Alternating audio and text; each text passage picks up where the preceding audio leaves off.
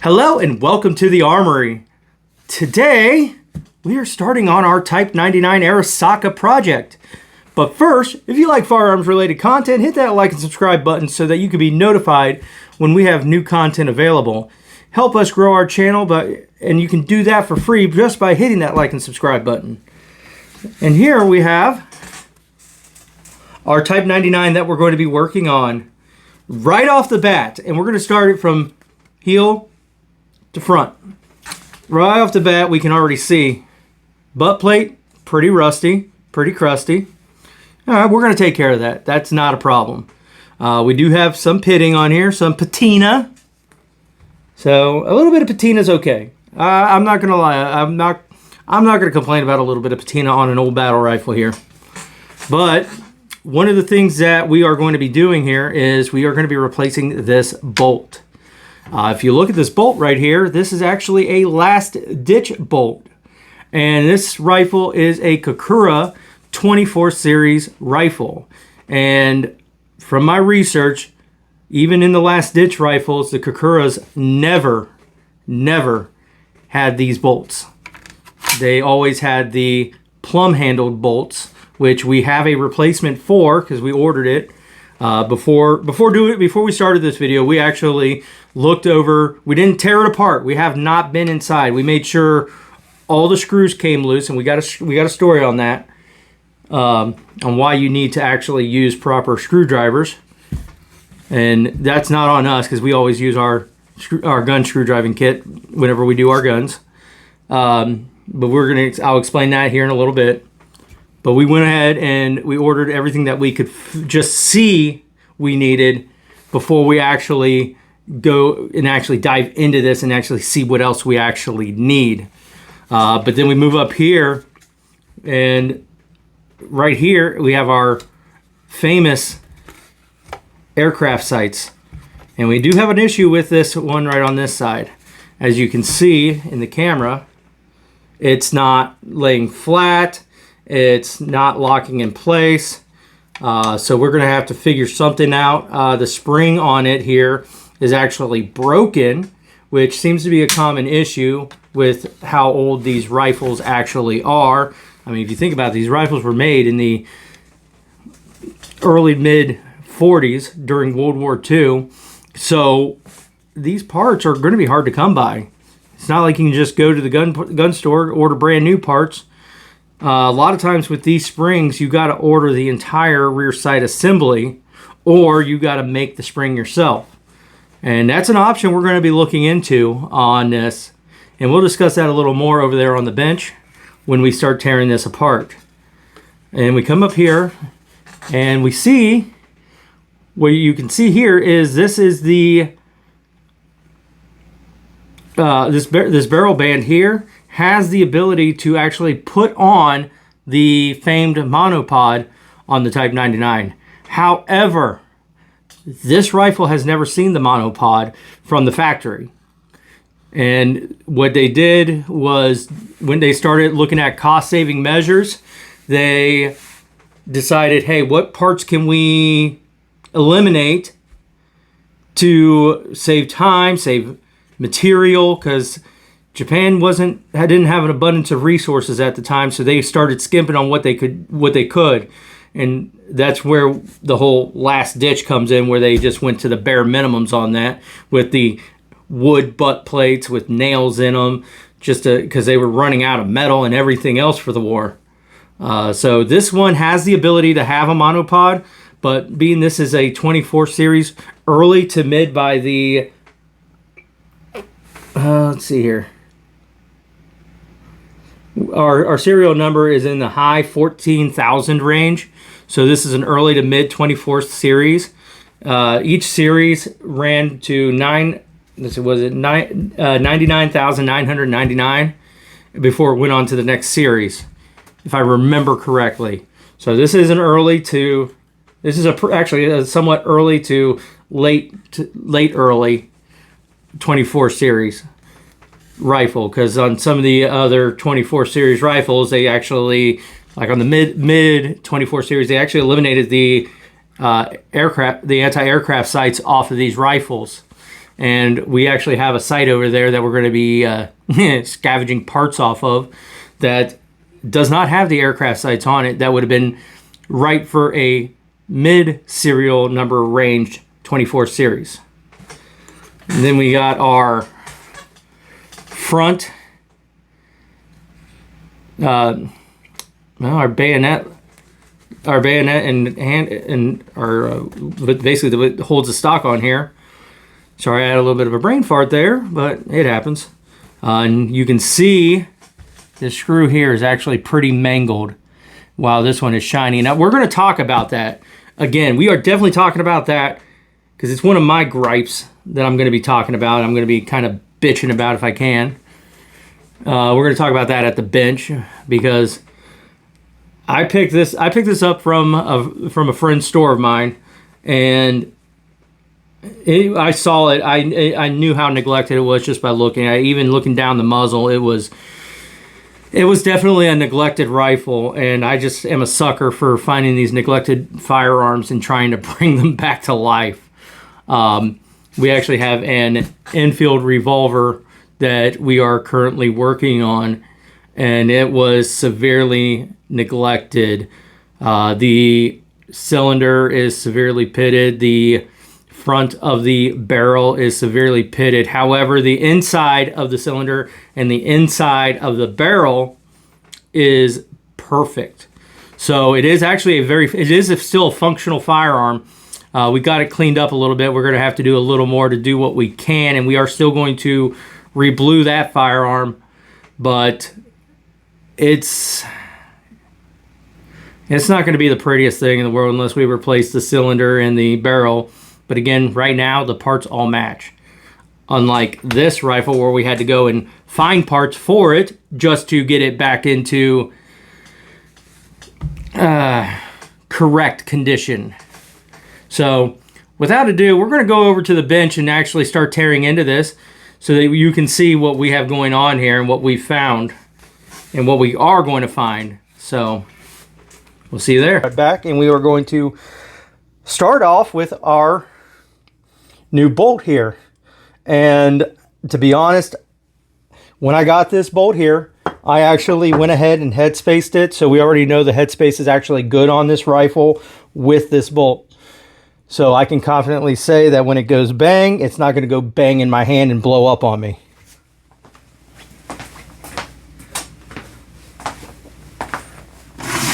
Let's pull the chair over.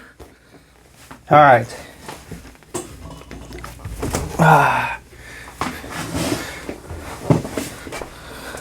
All right, we got our workstation all set up here. So we're going to start by pulling the bolt, which, if you're familiar with Mausers, you should be real familiar with how to pull this. So it's just pop it up, pull it out, and yes, we have a little bit of damage inside of here.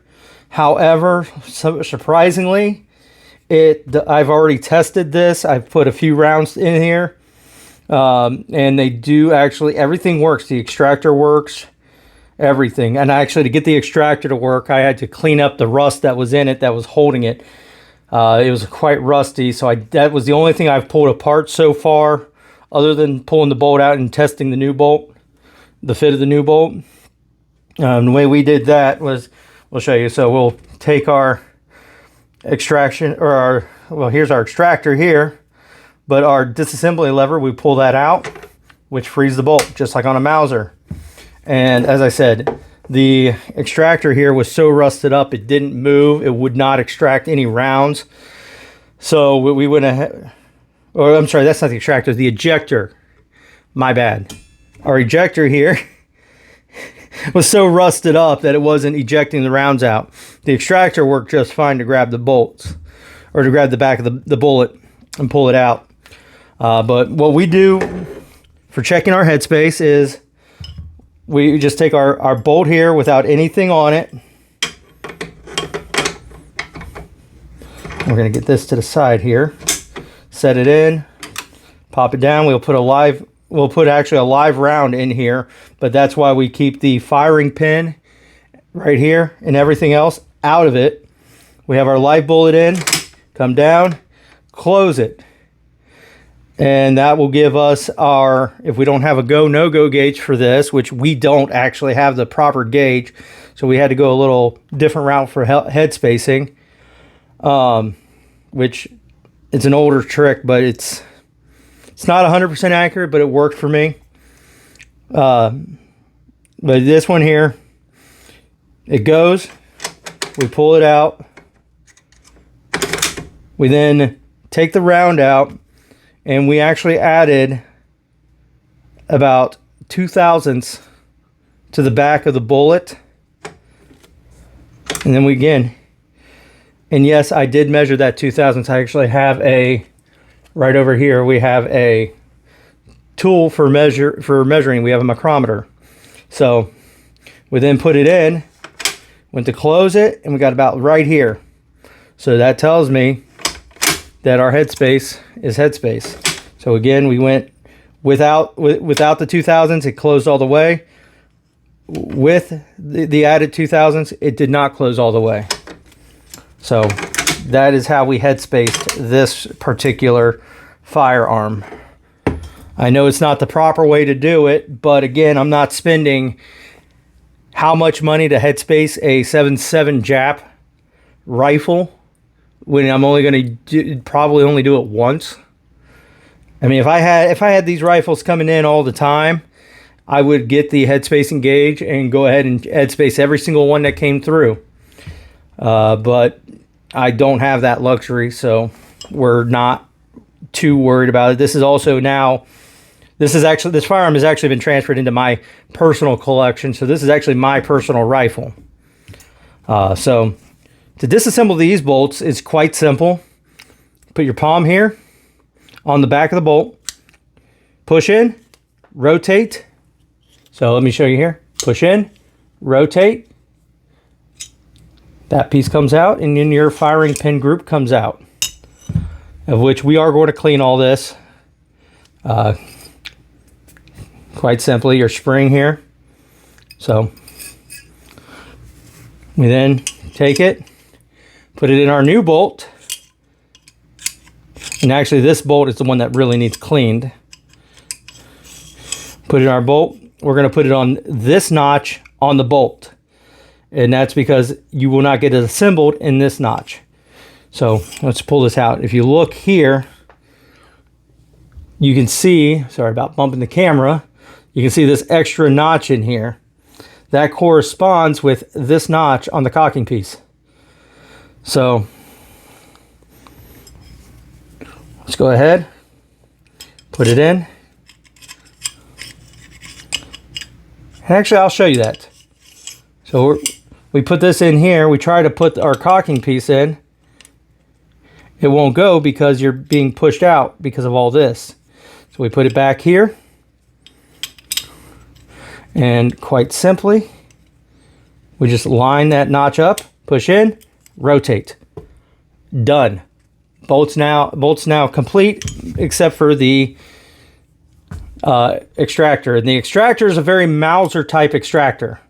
So we're going to go ahead, just pop it off. And then we'll set the old bolt over to the side. And if you see here, this is actually a chrome face bolt on this. So,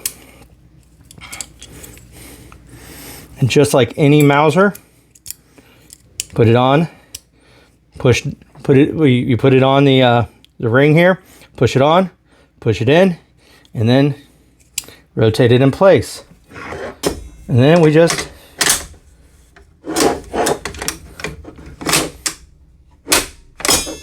push it in.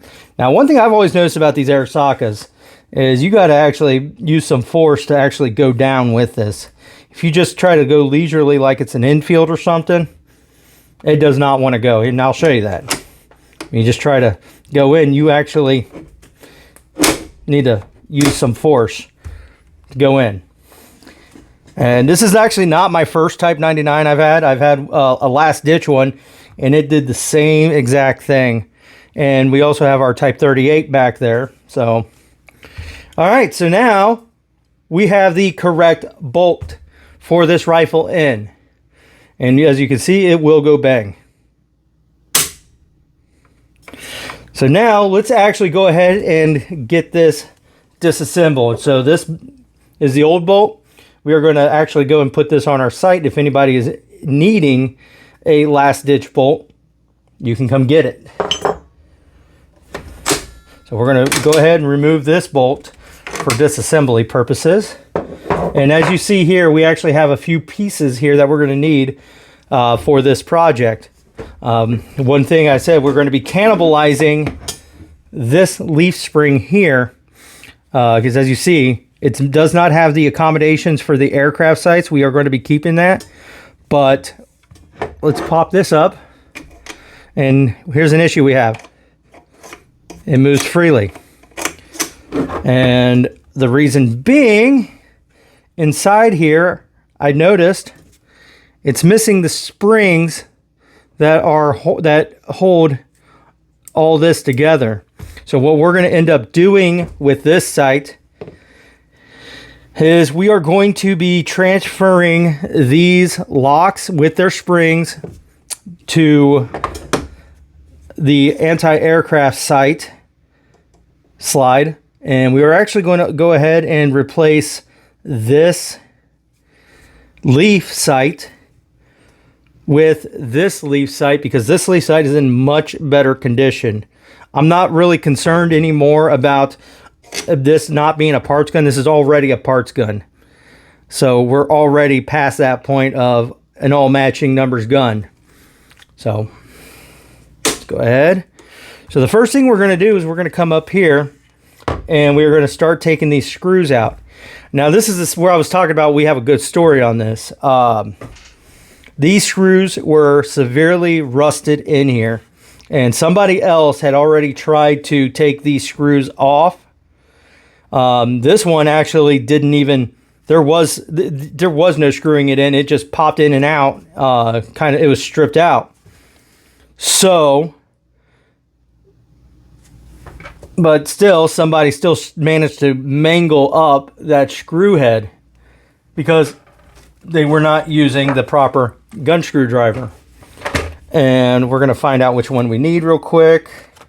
I actually need to replace this kit because I'm missing a few over who knows how many years it's been around. So we're going to look, we're going to find which bit fits properly, which it would be this one. As you can see, I'm in here. It has no wiggle room.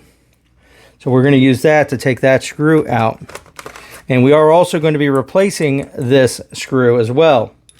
But it's important to always use the proper driver bit because, again, these were rusted in there and I had to go to extreme measures to get them out.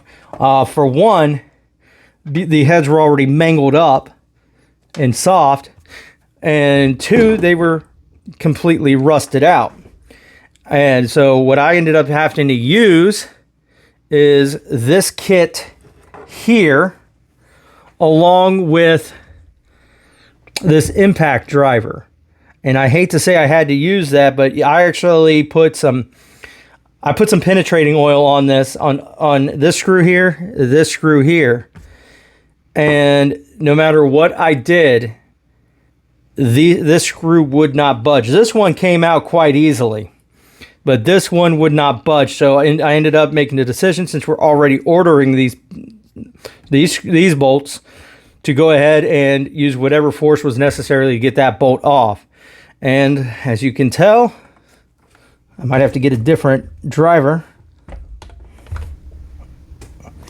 So let's go ahead and take this one out to show you about the proper screwdriver. We're going to have to use a different bit for that. There we go. And it should just come out with ease. You should have no play with the screwdriver going back or forth.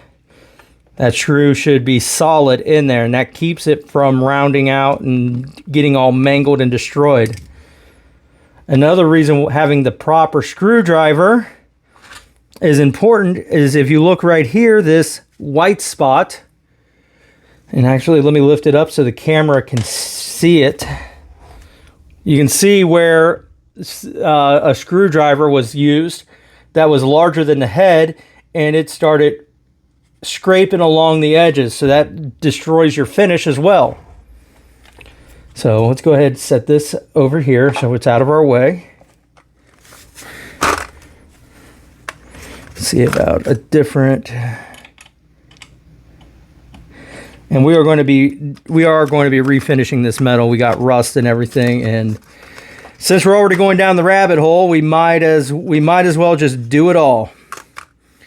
I wish that I could save this original finish. We're going to clean it up and see if we can save it. However, if we cannot, because we got like what looks like almost chunks of the finish missing here and here. If we can't save the original finish, we will have to do some sort of refinish of the stock, which I really do not want to do because these rifles were finished with I think it's what it's called, Urishi, which is Urishi oil, which is from a type of sumac tree. So there's stories of GIs who brought these home from the war, and one issue that they ran into was they were ending up in the hospitals with rashes. And it was because they were sanding down these stocks, and they were not only were they breathing it in, so which was giving them respiratory issues, but they were getting it all over their skin and everything. And even though right now it's fine to touch and everything, once those particles get up, it just gives you that poison oak, poison ivy kind of rash going on, and it's just a huge pain in the butt to deal with. All right, let's see if this will pull. Oh, it was wanting to pull off. Let's take our handy dandy little mallet here, give it a little, and we're just 2 fingers, not really giving it too much of a swing. Oh. And they've always made these different depending on which ones you got. So we have another cap inside of here, and I don't know if you can see it on the camera. Let's see. Let's get it back around here. But I can't, if I wanted to, I couldn't put this back in because that cap. So let's grab our punches here and see if we can get that cap off so we can get this removed. I'm thinking about doing this in a 2-part series just because of the amount of time it's going to take to do this. Maybe even a 3-part depending on the stock refinishing if we have to do it. So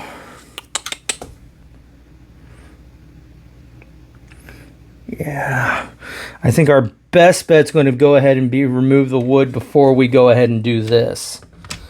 That way we have a little more room to work with. So we're going to have to push this. It looks like the easiest way is going to be to push it out this way. So our next bolt we're going to take out is our cross bolt here for the barrel band. And I actually like this design. I know the German Mausers. Oh my gosh, that's on there tight. I know the Mausers and everything, a lot of them use some use a bolt through here. Some have that, like the 93s, they have that spring that locks it in place. And then on the 98s, they have that spring that locks it right here. But I actually like this better because I feel it's more secure and adds more strength. But that's my own personal opinion. So we're going to go ahead and set that to the side here. And move this out. I'm glad it's coming free. So take that. Let's take a look at the wood. I hate to say this, but this looks like this could get cleaned up. Got that red look to it. I'm going to try and see about getting this cleaned. We're going to probably start on this before we actually continue with the video on the stock finishing of this. But all right, the next thing we're going to do is, let's get this over here.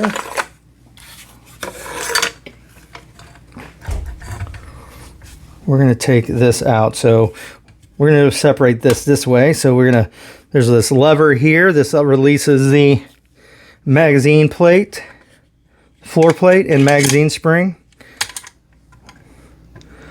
We're just going to have that nice and loose like that. There's a pin that goes through here. It's either a pin or a screw. I can't remember which. We'll see it here in a minute.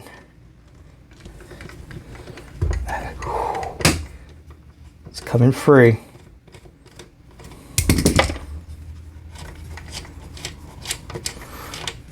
And we are going to clean all this rust off. We are going to convert it and see what we're left with, to see how far we're going to actually go with this. We may completely re-blue the rifle, or it may turn out really nice the way it is.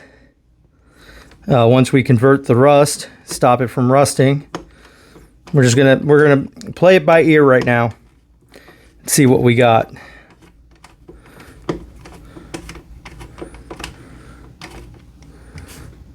All right, got one bolt left.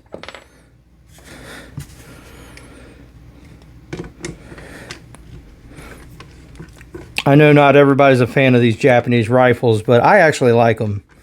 They're pretty nifty. I like the history on them. I mean, the Type 38, much longer rifle. And if you think about the average Japanese soldier of the day, his stature, I mean, the rifle pretty much longer than he is. So we got this off. And yeah, there's that rust we were just talking about. All that rust in there, so we have to get that stopped. And yep, as I was thinking, we have a pin here that holds this all in. So that's all right by me. Let's go ahead and just set this to the side here. And then we are going to take the stock off. We got to be careful here because we also have this piece, and when we go back together with this, we have to be very mindful. We have to make sure that's sitting on it before we take it off, and my hands are already getting all dirty from this rifle. All right, let's actually take a look at the metal here. I mean, got our typical rust that we were just talking about on this piece. We're going to set this in this pile here. Oh,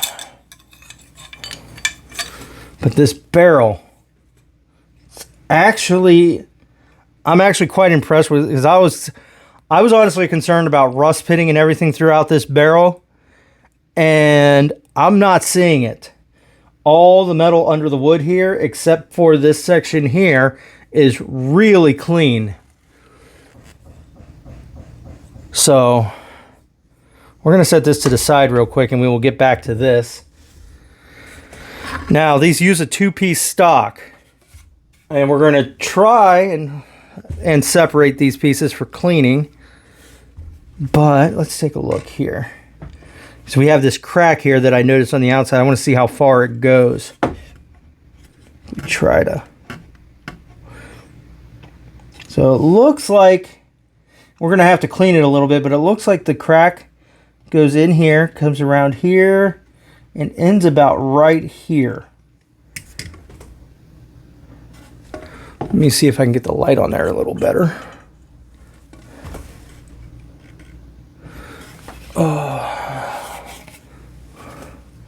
Oh, that's even better to see.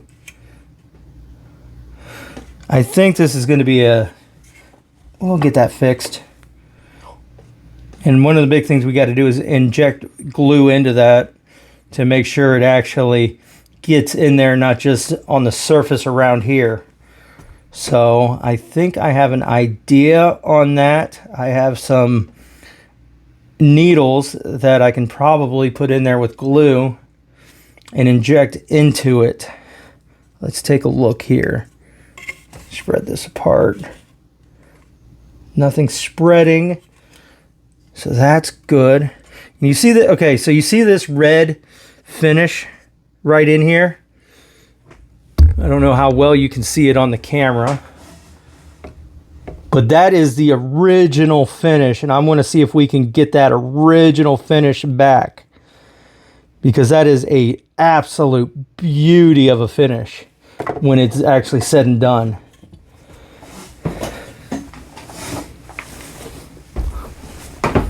Alrighty.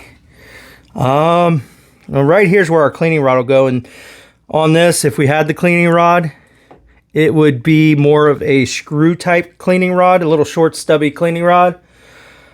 I am not going to try and get that out because that will just cause us more issues than anything. So I think we're going to leave that in there for now. So now we're going to take out these. Just make sure this, see if we got a bigger screwdriver bit. Because we don't want to strip these, and I'm already, and that's actually one of my pet peeves is getting screws stripped out because you don't have the right screwdrivers. It's a pet peeve of mine, but sometimes it just can't be helped. So I understand sometimes even using the right bits, it causes nothing but issues. So we're just going to be as careful and as cautious as possible. I mean, this thing is old, it is rusty, but I think it's got some good bones in it.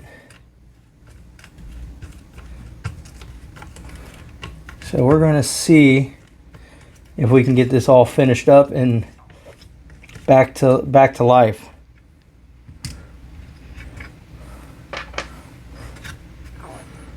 Oh yeah. Even if it just becomes a wall hanger. Even those wall hangers deserve to be looking nice. I personally prefer my firearms in the best condition I can possibly have them. I can't really stand neglected firearms. That's why I buy them all the time. Oh, look at that. This is a good example here. Look at that red rust that just came out.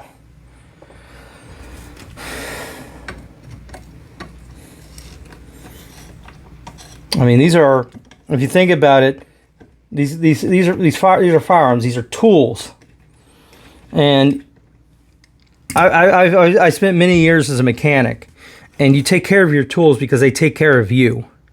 So, ooh, this is going to turn out great. I can already tell.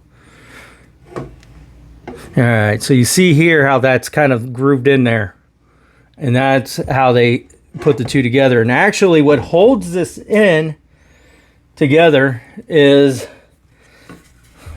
this bushing here. So let's go ahead and try to get that bushing out. I want to get, I'm going to try it. I'm going to be gentle, but if it doesn't want to come out, I'm not going to force it.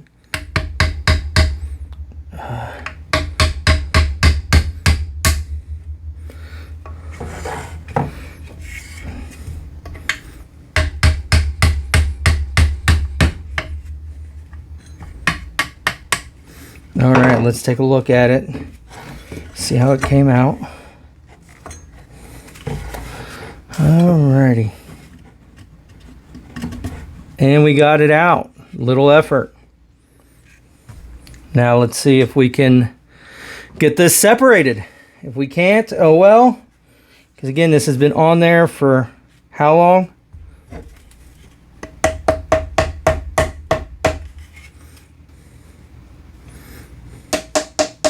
And I'm not hitting hard, I'm just tapping very lightly, because if it doesn't want to come, it could potentially break, and we don't want that.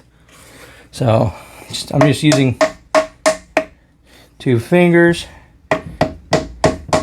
just enough to kind of break it free if we can. And I'm not going to try any further at this point because it does not seem to want to come apart. So we're not going to fuss with that any further. We'll just clean around it as best we can and fix that crack in the stock and try and clean it up.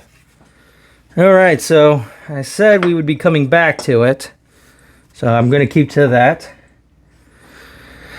So let's get this apart, get these off the barrel. So now we actually have room to come in with, and again, very gently. That's all you need. You don't need to be too rough on these. I mean, this is just a very gentle operation. If you have to use a lot of force to get all this off, then there is a problem there. And it doesn't look like we're going to be able to actually get these off without removing this shroud. So I think what we're going to end up having to do is work around this. And that's okay. I can deal with that. I'm not worried about that. All right.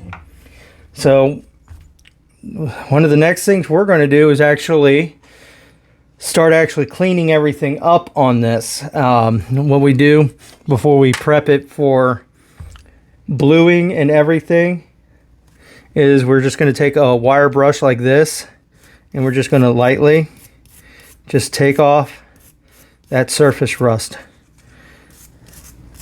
And that's what we're just doing is we're prepping it to conserve it. And when I say conserve, we're going to put the small parts into a pot of boiling water, and the long barrel, we actually have a steam tube for it. And what that's going to do is convert the red oxide. Actually, we'll show you what it does.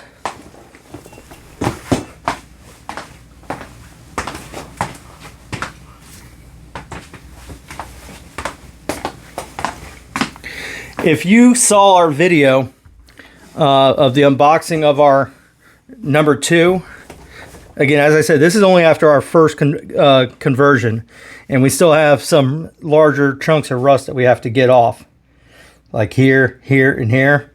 But for a good example, these pits here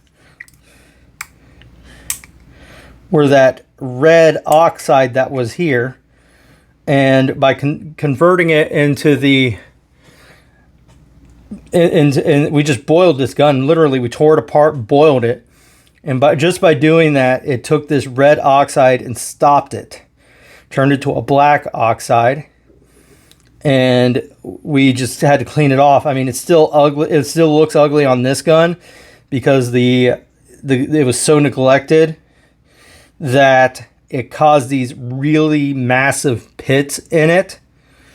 But after we oiled it up, it brought back a lot of the original finish. Before we boiled this, a lot of this bluing that was here was pretty almost white. A lot of the bluing had gone away from us pretty much using this to get rid of some of that thick rust. So we're going to be doing that same method on this, getting as much of it off as we can. Because as you see, we have some surface rust here. We got a little bit of what looks like lacquer or whatnot on there. We're going to try and get all this red rust off as best we can. We're just, because there's a lot of the finish that's already gone. You see right here, kind of looks like somebody's already been in here and trying to wire wheel that. But we're going to just real gently. I mean, you don't have to go hard. You're just getting that where we're not really scrubbing it either.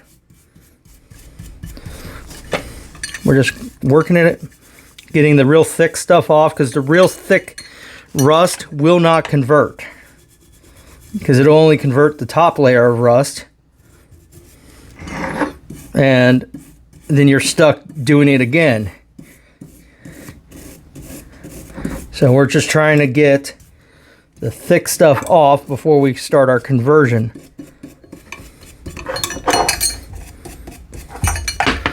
And after we convert this, we're going to actually have to switch over to gloves, because you really don't want to touch it with oil until you are done. Otherwise, you'll be degreasing everything and starting over again. Right now, because everything's rusty and not yet really degreased, we can still use our hands, because again, all we're worried about right now is just getting the surface level rust off.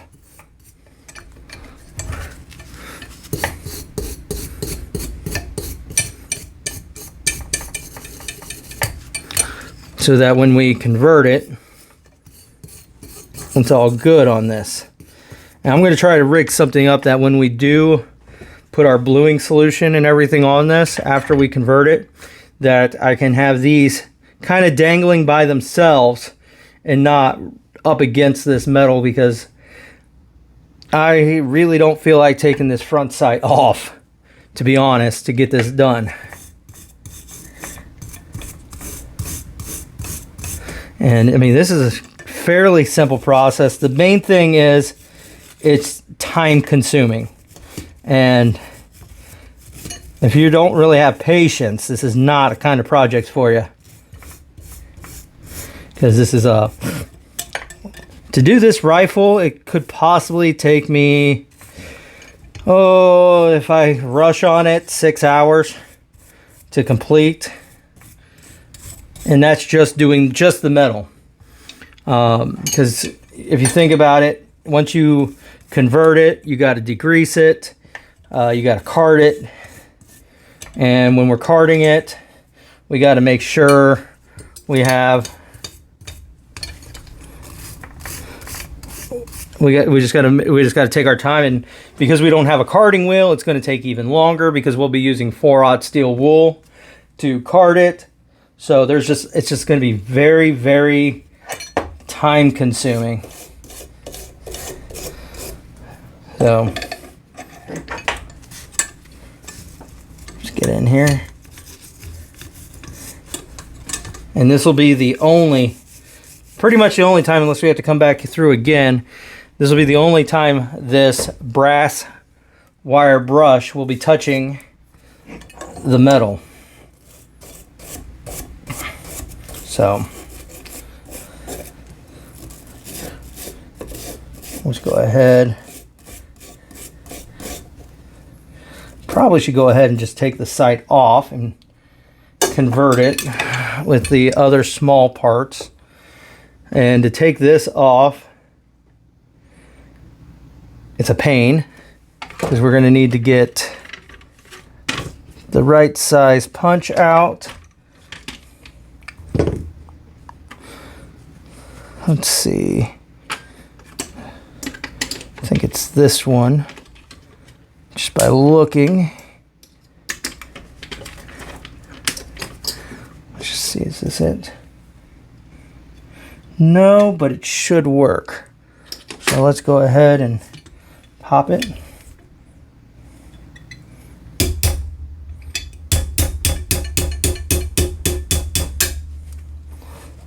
Now, even though we're replacing this sight with,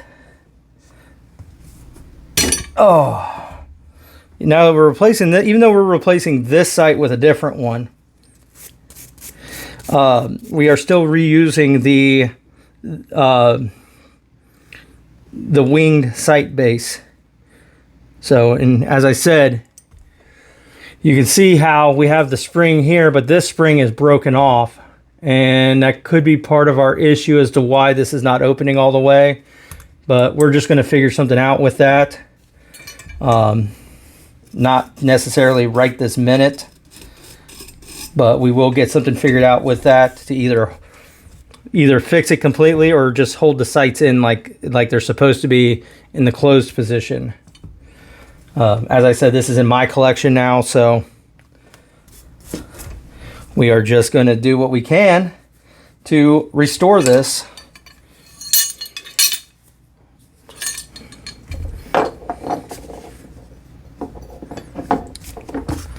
Okay. Let's go ahead and before we take this trigger group off, well, the trigger, I should say, not trigger group, we are going to just do a quick cleaning because that way we don't have to hold it in our hand.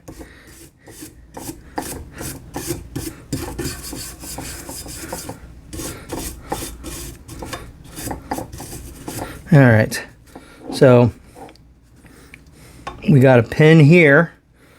So let's see if we can get that popped out.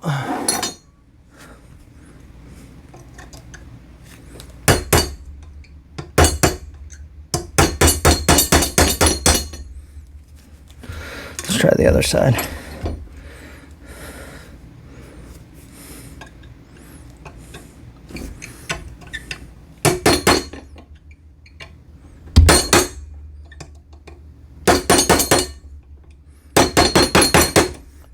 It's hard when I'm not able to. Oh, that's the trigger pin. Wrong pin. There we go. Got it moving.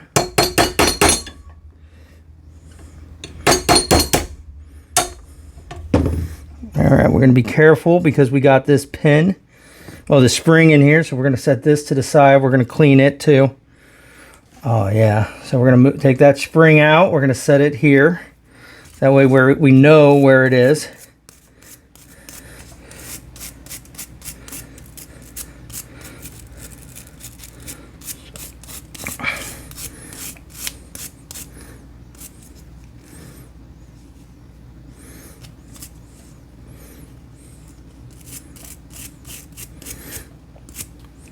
And to be honest, converting all this will do a lot of other stuff. It will protect it as well because we're turning that red oxide to black oxide. So set that here. Finish cleaning that.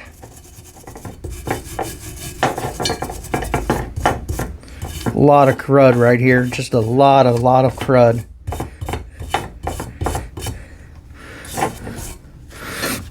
All right, change our screw bits out.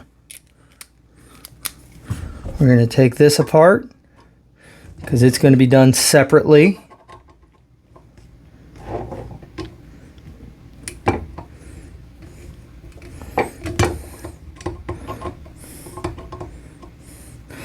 My hand's in the light because I'm doing this on video, so I'm trying to keep it so you all can see. Trying is the hard statement. Working on getting better equipment so that I can show you guys what I'm doing.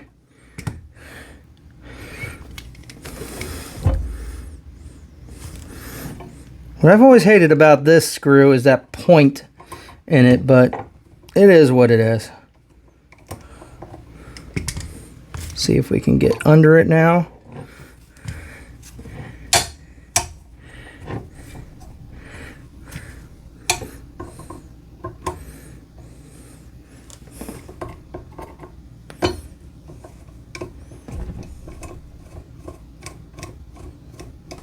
Should just pop out.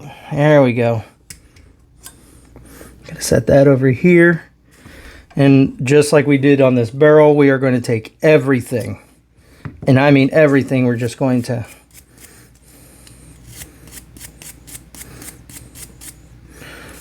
actually, I got a little bucket here that we're going to put all of our anything that we've already scrubbed down, ready to go for conversion. We're just going to go ahead and throw it in here. Even the spring, because I want to get it all cleaned up and everything. I don't want any red rust on this when we're done.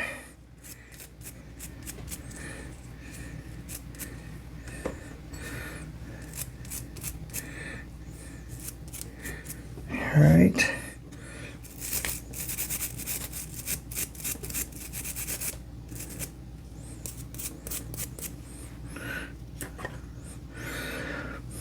All right, and some of this is going to be hard to get in, like getting into here.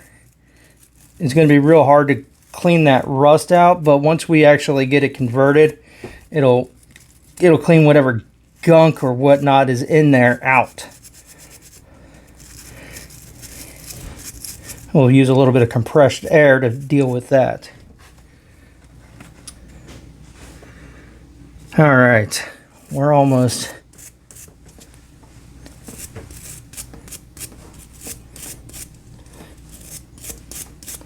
We're probably, and to deal with this, what we're probably going to do is use some used motor oil once we're done. Once we re-blue this and everything, we'll use some used motor oil and get it all clean. After we get it all cleaned up, we use the used motor oil to stop the rusting, the bluing. Once we get it blued. A lot of these small parts are not going to get blued, and like the screws and whatnot, and that's okay because they don't need it. I mean, you're not going to see a lot of like the internal stuff, but we do want to make sure they don't rust up again. A lot of these screws, once we convert them, they're going to turn a real dark color. So that's, again, I'm not too worried about that. So I'm going to finish this up. We're going to take it to the, we're going to take this to the pot. We're not really going to show this because we showed doing this with the infield. So it's the same, literally the same process, but we will go and show you what we're doing on this using our steam contraption. So we'll see you there.